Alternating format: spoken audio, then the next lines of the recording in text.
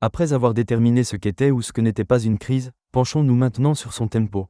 En effet, une crise a son temps propre qu'il s'agit de connaître, d'assimiler, pour comprendre comment on va pouvoir planifier puis gérer des actions pour en sortir le plus vite possible et le mieux possible, ce qui sera l'objet des prochains modules. Pour évoquer ce tempo, nous allons matérialiser la crise à travers deux axes, avec le temps en abscisse et l'impact de la crise sur l'entreprise en ordonnée. Bien évidemment, une crise se déclenche à partir d'un élément, ou le plus souvent de plusieurs éléments, qui vont en être les facteurs déclenchants. Mais auparavant, il y a souvent une période dans laquelle on peut, ou pas, sentir quelques signaux faibles, ces éléments, ces circonstances particulières, ces dysfonctionnements qui peuvent augurer de l'imminence d'une crise. La détection de ces signaux faibles est quelque chose de très délicat, de très difficile à percevoir et c'est souvent pour cela que les responsables sont surpris. Il n'empêche que dans cette période de pré-crise, le manager, le responsable peut déjà mener quelques actions. La première, prévenir. On l'a vu à travers l'analyse des risques. Si une bonne partie du travail est déjà faite en amont, il y a guère de chances d'avoir comme une crise comme conséquence inattendue d'un risque anticipé. Deuxièmement, le facteur préparation. C'est se mettre à la fois dans une certaine disposition intellectuelle et prévoir une organisation ad hoc utile en cas de crise. N'oublions pas cette formule de Louis Pasteur, la chance ne sourit qu'aux esprits bien préparés.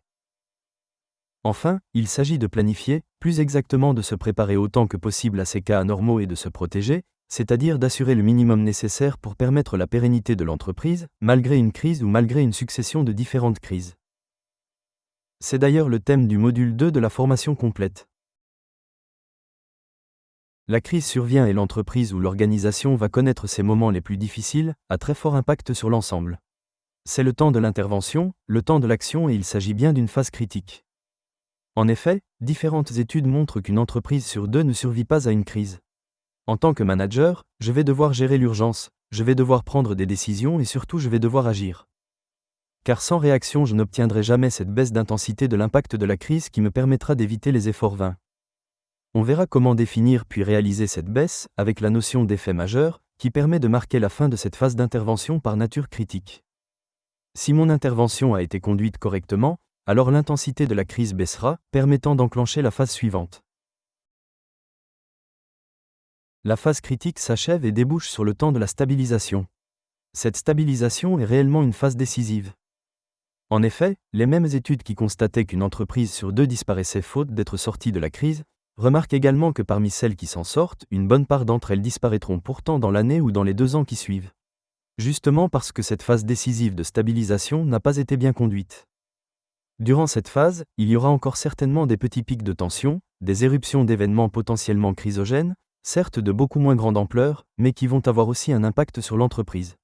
Si le manager responsable a d'abord conduit l'action dans l'urgence, il doit désormais poursuivre son action grâce à une réflexion conduite sur des évolutions à court et moyen terme. Ce que Dominique Chavana, directeur de Polytechnique, présentait il y a 30 ans sous le terme de réflagir, associant réflexion et action. Cette phase cruciale pour la pérennité de l'organisation nécessite d'élaborer un plan d'action cohérent pour mener à terme cette période décisive. La fin de la stabilisation va pouvoir être identifiée à travers une notion que nous étudions un peu plus tard, celle de l'effet final recherché. Parfaitement mesurable, l'atteinte de cet effet permet d'entrer dans le 4e temps, celui de la normalisation. Durant cette phase de normalisation, il est important d'abord de capitaliser sur l'expérience acquise, ce qui s'est bien, moyennement ou mal passé durant la totalité de la gestion de la crise.